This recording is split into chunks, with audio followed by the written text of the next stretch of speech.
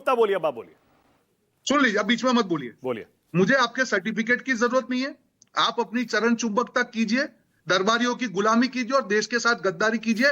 यही कांग्रेस पार्टी बन चुका है, ठीक है ना। चरण चुंबक 2020 में तो मत तुम बोलिए, हो भाई बीच में मत रोहन, बोलिए, अगर चुप उल्टी रहिए, सीधी बात चुप करोगे रहिए, तो अब सुनोगे। चुप रहिए। ये चरण आपने जब चुंबक क्या व्यक्तिगत होता है? मर्यादा चरण को चुंबक उल्लंघना तुम तो हो चुप गए, रखिए। तुम्हारा वो सारा चमचागिरी आप खानदान करिए, चरण मैं चुंबक चमचा है। बनने नहीं जिस आया हूं। झूठ बोल करके अगर देश तुमने ने मुझे टिकट कुछ छोड़ा, दिया है, मेरी झूठ जिम्मेदारी है बोल देश को करके मैं टिकट वापस छोड़ने दूंगा। वाला सत्ता आदमी कहीं मेरा बाहर में बाप नहीं भी चाहिए, मारे। कोई सत्ता। अरे मैं यहाँ पे एक काम मिनट, करने एक आया मिनट, हूँ। एक मिनट। बीच में रोहन, मत एक बोलिए। सेकंड, वन सेकंड, वन आप सेकंड, अपनी रोहन, एक चरण सेकंड, एक सेकंड, चुंबकता रुकिए ना, काम रोहन, एक करने सेकंड, कीजिए। एक सेकंड, वन सेकंड, दोनों रुक जाइए, प्लीज, एक मिनट चुप हो जाइए, एक सेकंड के लिए चुप हो जाइए, एक मिनट।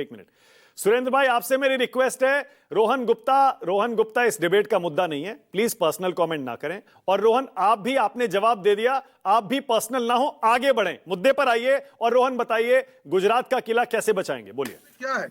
खिसियानी बिल्ली खंबा ऊंचे। बोलिए। सरदार को इतने साल याद नहीं किया, भारत रत्न नहीं दिया, और गुजरात में आके सरदार की बात करते, शर्म नहीं आती? स्टैच्यू ऑफ यूनिटी में एक बार आप जाके नहीं, सरदार की बात करते, शर्म नहीं आती? यही सरदार के इतिहास को पोंछने का आपने काम किया, जिसका जवाब गुजरात की जनता ने दिया आपको। कौन से बड़ी मुंह से बातें करे? भाषणबाजी से सत्ता होती तो सारे राज्यों में आपकी सरकार होती। मानक जी, मैं इनको याद दिलाना चाहूंगा कि हम आंकड़ों की बात करेंगे। हवा हवाई शायरी मेरा काम नहीं है, मेरा काम है तथ्यों पे बात करूं। 2022 में उदयपुर का शिविर हुआ था। क्या इन्होंने संगठनात्मक तरीके से 120 दिन में सारे संगठन की पोस्ट को भरने का वादा किया था? क्या हुआ? कुछ नहीं हुआ। 50 साल से कम लोगों को इंपॉर्टेंस देने की बात थी, क्या हुआ? कुछ नहीं हुआ। 3 कमेटी बनाने की बात हुआ, क्या हुआ? कुछ नहीं हुआ। एक व्यक्ति एक पद की बात की, क्या हुआ? कुछ नहीं हुआ।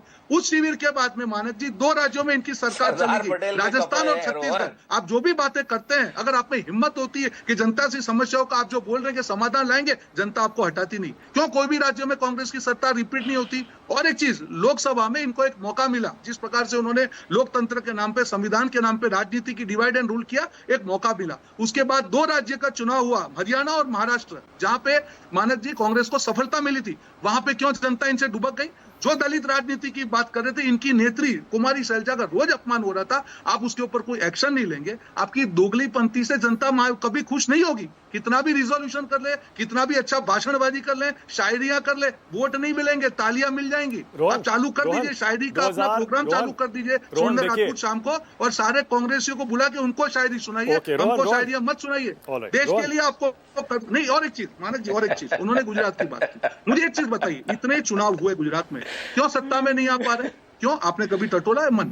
आप तुष्टीकरण की राजनीति करते रहेंगे, हर चीज में दोगलापंथी करते रहेंगे। कभी आम आदमी पार्टी के साथ जाएंगे, कभी खिलाफ जाएंगे, कभी कंधे में हाथ रख के बात करेंगे, कभी गालियां देंगे। ये किस प्रकार की राजनीति है? अभी चुनाव हुए हैं, लोकल बॉडी चुनाव हुए गुजरात में, क्या हाल हुआ? कभी सोचा है? इतने साल हो गए, आप संगठन की बात करते हैं, वही बोलते हैं कि नई बोतल में पुरानी शराब। अब 2022 का रिजोल्यूशन निकाल के देख लीजिए मानक जी, वो के वही संगठनात्मक ये होना चाहिए, हर पद पे होना चाहिए, एक व्यक्ति एक पद होना चाहिए, दरबारियों का शासन ही होना चाहिए।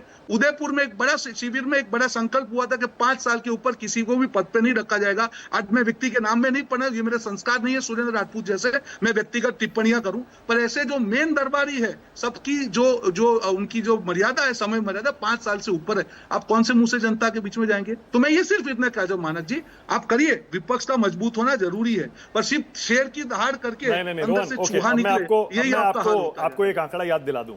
2017 में जब विधानसभा चुनाव हुए थे गुजरात में, तब आप शायद कांग्रेस पार्टी में थे, और मुझे याद है तब बीजेपी को 99 सीटें मिली थी 2017 के चुनाव में, रोहन, 99 182 में से, और बड़ी मुश्किल से जान बचा पाई थी बीजेपी, बड़ी मुश्किल से, याद है ना आपको 2017 का चुनाव। तो ये कहना कि कांग्रेस पार्टी को गुजरात में बिल्कुल समर्थन नहीं मिलता, ऐसा नहीं है, अच्छा खासा वोट मिला था। नहीं, उसका जवाब दे रहा हूं मैं आपको, बिल्कुल आपने बिल्कुल सही कहा। देखिए मानक जी, मैं आपको यही कह रहा हूं, मैंने ये नहीं कहा कि समर्थन नहीं, मैंने ये कहा कि जो बातें की जाती है, तब भी जिस मुद्दों को लेकर राजनीति की, मैं था उस टाइम पे पार्टी पे, और जब भी विचारधारा की बात आती है, सुरेंद्र राजपूत जैसे लोग व्यक्तिगत चीजों को पूछ के जब टिप्पणी करते हैं, मैं उनको जवाब दे दूं। कभी भी मेरी जिंदगी में, ना मेरे ब्लड में कभी कोई राजनीति में कभी सत्ता के लिए ना कभी आया था, ना सत्ता के लिए जाऊंगा, पर मैं दरबारियों की चरण चुंबकता नहीं कर पाऊंगा। अगर आपके नेता, आपका फीडबैक जो है, दरबारियों के फीडबैक से ही अगर पार्टी चलाएंगे तो याद होना है, और यही मेरा व्यक्तिगत कारण था। आपने गुजरात की बात की, बीच में मत बोलिए, सुन लीजिए, बीच में मत बोलिए। आगे बढ़िए, अरे छोड़िए ना, आगे बढ़िए, छोड़िए, पर्सनल नहीं करते, मुद्दे पर बात करते हैं। आज बहुत इंपॉर्टेंट मुद्दा है, बहुत इंपॉर्टेंट मुद्दा है, कांग्रेस पार्टी के भविष्य पर बात करते हैं। बीच में मत बोलिए, बीच में मत बोलिए, आप अपनी तरह चुपचाप कीजिए, बीच में मत बोलिए। नहीं रोहन आप अपने प्लीज, पास रखिए। अरे मैंने कहा ना, नाम भी ले ये ले तरीका नहीं है आपका, जो आदमी मैं डरने वाला नहीं हूँ, सुरेंद्र भाग राजपूत, जाए, भगोड़ा हो जो आदमी, आप अपनी भाषा और का एंड संयम टाइम पे रखिए। झूठ बोल और करके शायरी का भागे, प्रोग्राम उसका क्या नाम लेना? कांग्रेसी को वहां पे बुला के शायरी सुनाइए, उसका क्या मुझे नाम शायरी मत लेना? सुनाइए। रही बात शायरी, बीच में क्यों बोल रहे हैं आप? मर्दों मैं का आपके काम बीच है में नहीं जिसको बोल रहा याद रहता है। अब बीच में नहीं आप बोल एक मिनट, अरे एक मिनट रुकिए, बंद करिए, एक सेकंड रोहन प्लीज, एक सेकंड रुकिएगा। सुरेंद्र भाई एक मिनट, सुरेंद्र भाई छोड़िए ना, आगे बढ़िए ना। आज आपकी पार्टी के चुनावी भविष्य पर, चुनावी रणनीति पर चर्चा हो रही है, रोहन को टारगेट करने से क्या मिलेगा? रोहन मान लीजिए, रोहन गुप्ता बीजेपी में जा चुके हैं, एक्सेप्ट कर लीजिए इसको, आगे बढ़ जाइए। अब मैं कह रहा हूं आज कांग्रेस पार्टी पर बात करिए, और अब आप ही बताइए। चलिए मैं आपसे पूछता हूं सुरेंद्र भाई, मैं आपसे पूछता हूं, चलिए आप ही बताइए फिर। 2017 में जब बीजेपी को 99 पर लाए थे, उसके बाद क्या हुआ? फिर छोड़ दिया आपने। 2022 में देखिए क्या हाल हुआ। नहीं, मसला छोड़ने का नहीं था मानक भाई, हमने उसके बाद भी पूरी ताकत से चुनाव लड़ा। जनता ने हमें नहीं चुना, उसके पीछे तमाम ऐसे कारण दिखाई देते हैं।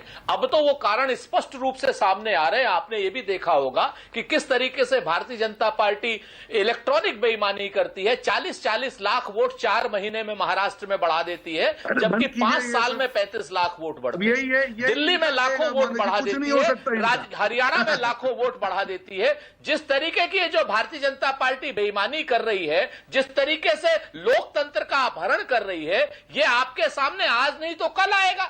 और उस वक्त आप कहेंगे कि हां, कांग्रेस पार्टी चुनाव जीत सकती थी, लेकिन कांग्रेस चूंकि ईमानदारी से चुनाव लड़ती थी और भारतीय जनता पार्टी ने कथित रूप से ये बेईमानियां की हैं।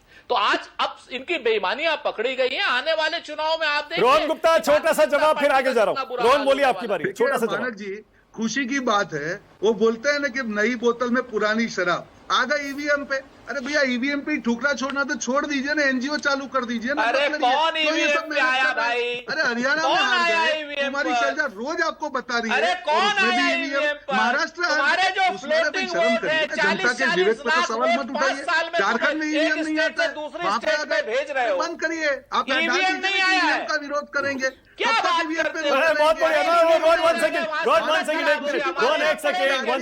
1 मिनट, रोहन रुक जाइए प्लीज। रोहन 1 सेकंड रुकिए प्लीज, 1 सेकंड रुकिए। नहीं, सुरेंद्र राजपूत कह रहे हैं वो ईवीएम पर सवाल नहीं उठा रहे, प्लीज आप ईवीएम मत करिए। वो कुछ और बात ईवीएम पे नहीं है, फ्लोटिंग वोट नहीं, इलेक्ट्रल प्रोसेस की थोड़ा पढ़ लिख करके आया करो। रोहन गुप्ता, संगत खराब इतनी हो गई, पढ़ना लिखना भी छोड़ दिया और सुनना भी छोड़ दिया। इतने वोटर बढ़ गए, कम से कम 10 डिबेट हुई। आप बताइए ना, महाराष्ट्र की बात कर रहे हैं, छोटी सी बात, वहां पे 288 बैठक पे मानक जी, हर बैठक पे 5% जो आपके जो ईवीएम जो है उसका टेस्टिंग हुआ, सारे वोट मिले। ओके, अब संजय कुमार को लाइए, संजय कुमार को लाइए।